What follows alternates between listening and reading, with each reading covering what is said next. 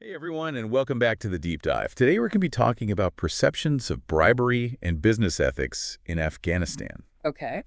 And for this deep dive, we're going to be focusing on research by Dr. Bahaudin Mujtaba Right. at Nova Southeastern University. Sounds good. Yeah, and I think it's going to be really interesting, especially for, if you're an Afghan leader looking to kind of improve governance, or maybe you're a foreign manager working with Afghan employees in a multinational corporation. What's really cool about this research is that Dr. Mujtaba uses this blend of different sources. So he's got surveys of Afghans, he's got comparisons with Americans and Iranians, and he even pulls in some real-world examples of how corruption actually plays out. Yeah, that's a really valuable approach, I think, because it gives us a really good sense of, the complexities of the situation. Right, exactly. It's not just this theoretical exercise, right? Yeah. We're really getting down into the nitty-gritty of how this stuff works. Yeah. So I think a good place to start is with kind of the big picture. Yeah. Right. Afghanistan has this, pretty bad reputation when it comes to corruption, Right. unfortunately. And, back in 2009, they were ranked 179th out of 180 Wow. countries on Transparency International's Corruption Perceptions Index. Yeah, and that's the CPI, as it's called.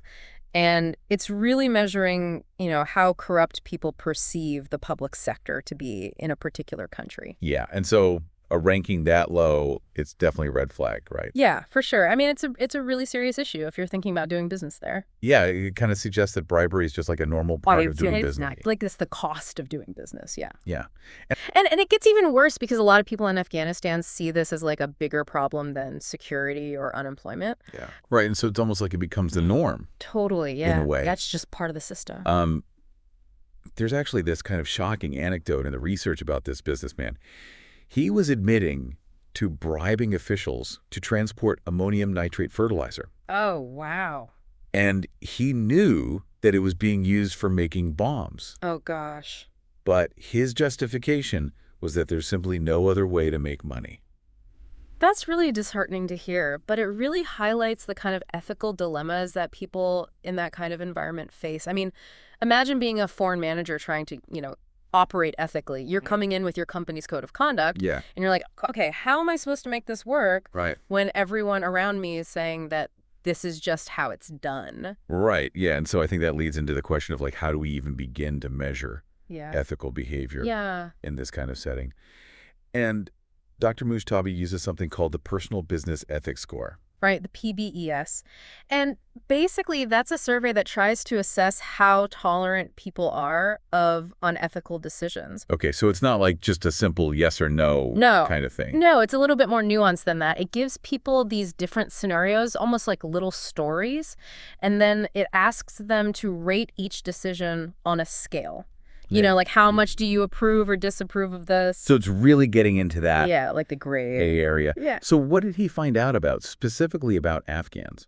Well, one thing that we found was that Afghans who had actually received ethics training scored lower on this thing called ethical maturity. Oh, that's interesting. Yeah, you would think that it would be the opposite, right? Yeah, you would think that ethics training would lead to higher scores. Yeah, exactly. So it really makes you wonder, like, was the training itself just not effective? Or maybe it didn't fit with the cultural norms there?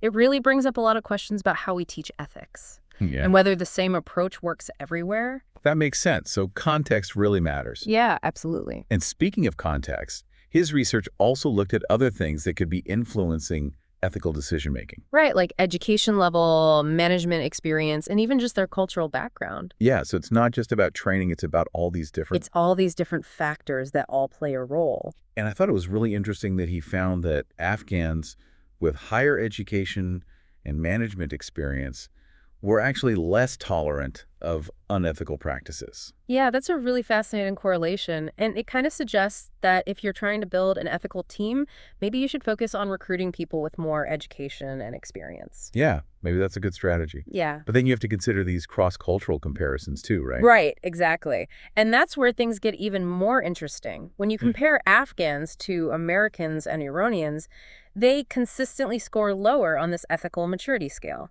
So even though education and experience seem to make a difference within Afghanistan, it seems like there are these bigger cultural differences Yeah, definitely. at play as well.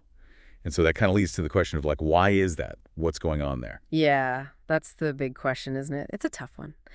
And the research doesn't really give us a clear-cut answer, but it does kind of point to the importance of understanding the cultural context. You can't just assume that, what's considered ethical in one culture is going to be the same in another. Right. So it's not enough for a foreign manager to just show up with their company's code of conduct. Exactly. You got to dig a little deeper. You got to understand the norms and the values and even the history of the place. It sounds like cultural sensitivity is super important. Absolutely. You got to be aware of those nuances. So far, we've talked about a lot of challenges. Widespread corruption, lower ethical maturity scores, cultural differences. It paints a kind of bleak picture. Yeah. Are there any bright spots? Does Dr. Mujtaba offer any solutions for creating a more ethical business environment? He does. And his insights are really valuable for Afghan leaders and those foreign managers we were talking about. He suggests a multifaceted approach. You can't just fix this with one simple solution. Okay, so what are some of the key elements of his approach? Education and training are huge. But not just general ethics training. We need programs that are specifically designed to address corruption. Okay, so it's got to be tailored to the specific context. Exactly. It's got to be relevant to the challenges people face every day. What else is important? Transparency. We need clear laws, open record-keeping fair systems for awarding contracts.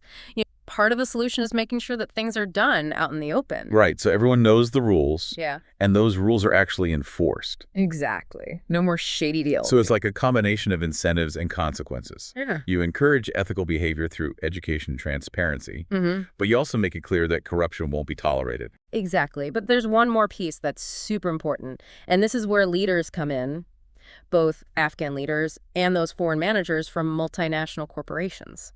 So we're not just talking about leadership in terms of making decisions and setting strategies. We're talking about ethical leadership. Right. It's about walking the walk.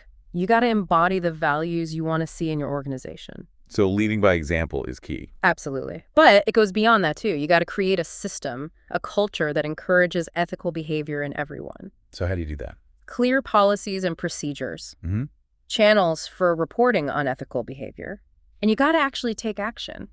When someone reports something, you can't just ignore it. So you're saying it's about creating a culture where people feel safe speaking up. Exactly. Whistleblowers need to be protected, not punished. And it's not just about punishing the bad guys. It's about rewarding the good guys. Exactly. You got to celebrate ethical behavior, make it clear that it's valued.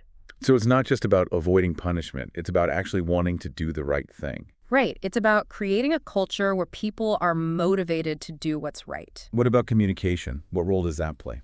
Communication is huge. Leaders need to be constantly talking about ethics, reinforcing those values, making it clear that unethical behavior is not okay. So it's got to be more than just lip service. Yeah. You got to weave ethics into the fabric of the organization. Make it part of everyday conversations and decisions. So ethics becomes just a normal part of doing business. Exactly. It's about creating an environment where people are constantly thinking about ethics and talking about ethics. This all sounds great in theory. But we're talking about Afghanistan. You're talking about a place where corruption is so deeply ingrained. Is it even possible to create this kind of ethical culture in such a challenging environment? It's definitely a challenge, but I don't think it's impossible. Remember, Dr. Mujtaba's research showed that education and experience can make a difference. There's hope. But it takes a long-term commitment. You gotta be consistent. And you gotta be willing to challenge the status quo. And for those foreign managers coming in from multinational corporations, it's even more complicated. They're trying to navigate a system where bribery is often seen as just part of doing business. But they also have to uphold their own company's ethical standards. How do they reconcile those two worlds? It's a tough one, and there's no easy answer. But again, Dr. Mujtaba's research offers some guidance. Remember how Afghans scored lower on that ethical maturity scale compared to Americans and Iranians? Well, that means that foreign managers can't just assume that their understanding of ethics is going to automatically translate. They need to be culturally sensitive, they need to talk to their Afghan colleagues, and they need to find ways to work within the system without compromising their own principles. It's like walking a tightrope. It can be, but it's a necessary one. It might mean getting creative, finding solutions that work for everyone involved. So being principled, but also pragmatic. Exactly. It might mean saying no to a deal that requires you to do something unethical. Or it might mean finding a different way to do business, a way that benefits everyone and doesn't rely on corruption. That makes sense. I'm sure some of our listeners are thinking, okay, this is all interesting, but I'm not a CEO or a government official. What can I do to make a difference? That's a great question. And it's important to remember that ethics isn't just the responsibility of people at the top. It's everyone's responsibility. So what can the average person do? Live your values. Be honest in your dealings. Treat people with respect.